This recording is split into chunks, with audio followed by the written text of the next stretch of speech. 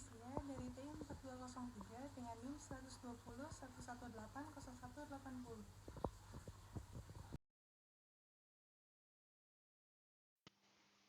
Pada kesempatan kali ini, saya akan menjelaskan jawaban soal nomor 4.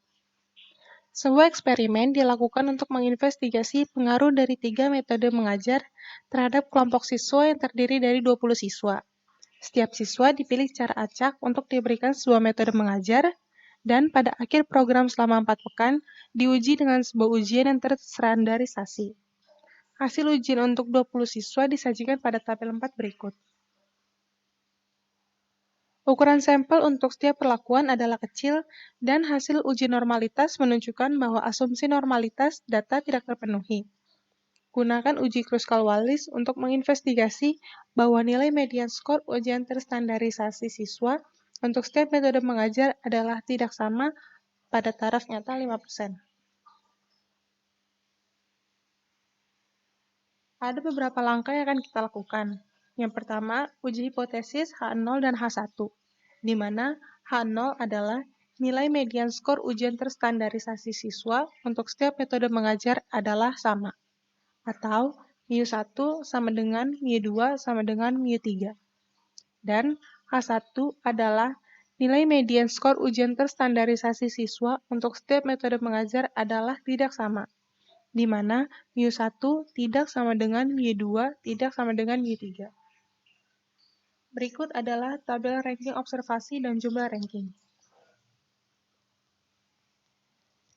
Di sini kita dapat mengetahui ranking dan RI. Pada statistik uji, kita dapat menghitung dengan rumus H sama dengan 12 dibagi N dalam kurung N plus 1 sigma RI kuadrat per NI dikurang 3 dalam kurung N plus 1, di mana N adalah 20, seperti yang sudah diketahui di soal. Maka dapat dituliskan bahwa 12 per 20 dalam kurung 20 plus 1, 90 kuadrat per 6, 90 didapatkan dari RI pertama, dan 6 didapatkan dari NI pertama. Ditambah 40 kuadrat per 8. RI kedua adalah 40, dan NI kedua adalah 8. Ditambah 80 kuadrat per 6. 80 kuadrat per 6. RI ketiga. Maka didapatkan hasil 11,762. Kemudian kita dapat menentukan daerah kritis dan kriteria uji, di mana taraf nyata adalah 0,05 seperti yang sudah diketahui di soal. 5% sama dengan 0,05. Kemudian degrees of freedom atau DF atau V adalah 2 dari K dikurang 1, 3 dikurang 1. Kemudian dapat diketahui bahwa X kuadrat 0,05,2 adalah 5,991 dari tabel.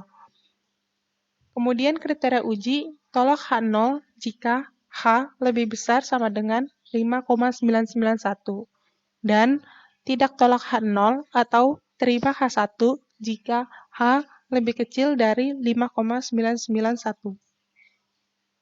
Kesimpulannya, karena H 41,53 di mana lebih besar dari 5,991, maka tolak H0.